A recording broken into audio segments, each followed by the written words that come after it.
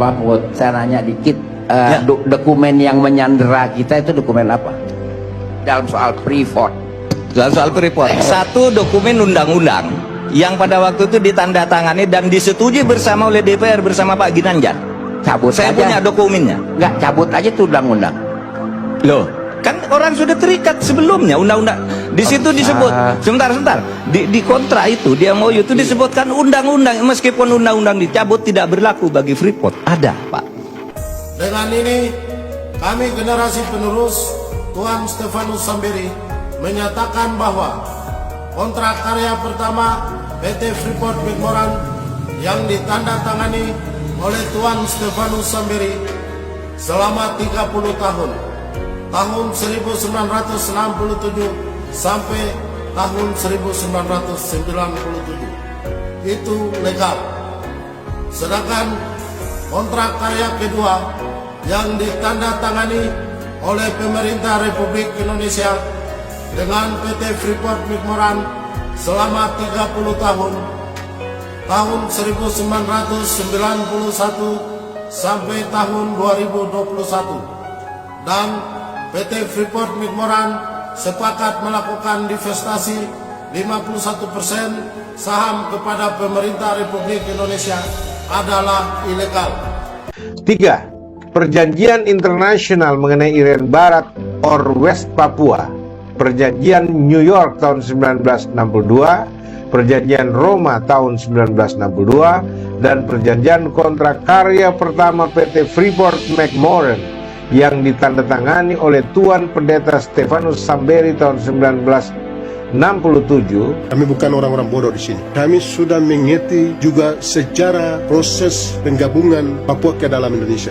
Ini masalah juga, ini persoalan juga. Saya sudah mempelajari proses politik penggabungan Papua di dalam Indonesia selama 23 tahun sejak 1999. Sehingga jangan lagi bermain-main dengan kami. Kami sudah belajar, kami sudah sekolah, kami sudah tahu. Jangan mempertahankan Papua dengan moncong senjata. Jangan mempertahankan Papua dengan kriminalisasi para pejabat. Jangan mempertahankan Papua dengan mutilasi rakyat. Jangan mempertahankan Papua dalam Indonesia dengan kriminalisasi rakyat. Itu tidak manusiawi, itu tidak beradab, itu tidak mencerminkan nilai-nilai Pancasila yang dimiliki sebagai falsafah Indonesia.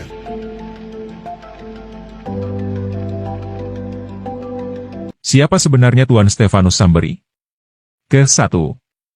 Tuan Stefanus Samberi adalah seorang tokoh Irian Barat yang mewakili seluruh rakyat Irian Barat kala itu, yang menandatangani perjanjian kontrak politik dengan pemerintah Indonesia untuk pembangunan Irian Barat meliputi bidang pendidikan, bidang kesehatan, dan bidang ekonomi rakyat Irian Barat selama 30 tahun, yaitu sejak tahun 1967 hingga 1997 yang dituangkan di dalam perjanjian New York tahun 1962 sebagai bentuk ratifikasi yang dibingkai dan dipetakan di dalam Negara Kesatuan Republik Indonesia sesuai perjanjian internasional. Kedua, Tuan Stefanus Samberi sebagai seorang tokoh gereja dan veteran kala itu.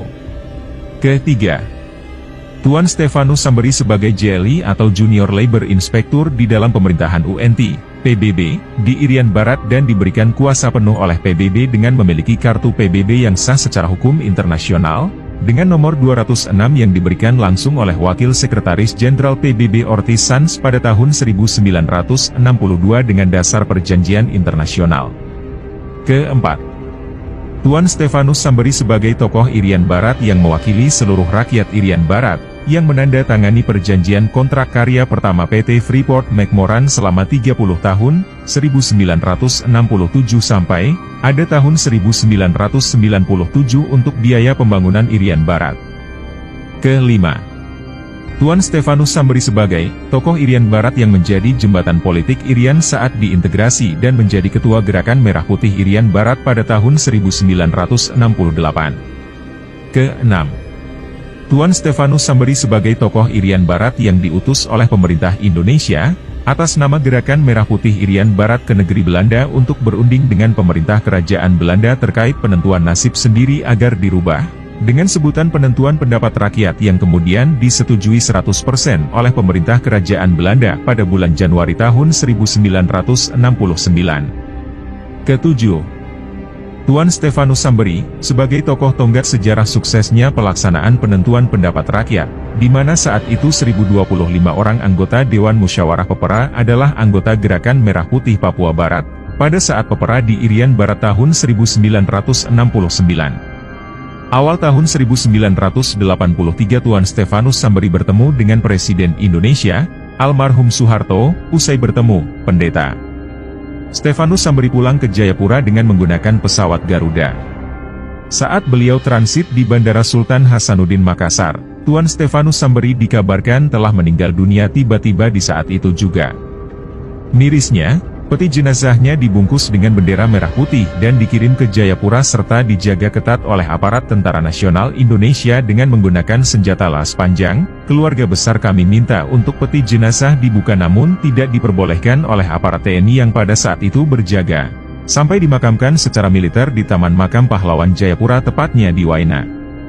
Kematian Tuan Stefanus Samberi penuh dengan misteri, sampai-sampai pihak keluarga besar suku Serui dan rakyat Papua saat itu tidak pernah diizinkan membuka dan melihat isi dari peti jenazah tersebut hingga hari ini.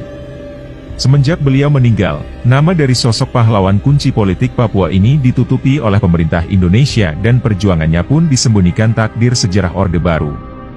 Namun, kali ini beda seperti Irian kala itu, generasi Papua dan khususnya generasi Samberi dari suku Serui hadir membuka fakta-fakta sejarah yang disembunyikan dan meminta pertanggungjawaban negara Indonesia melalui beberapa surat perundingan damai antara pemerintah melalui Presiden Jokowi.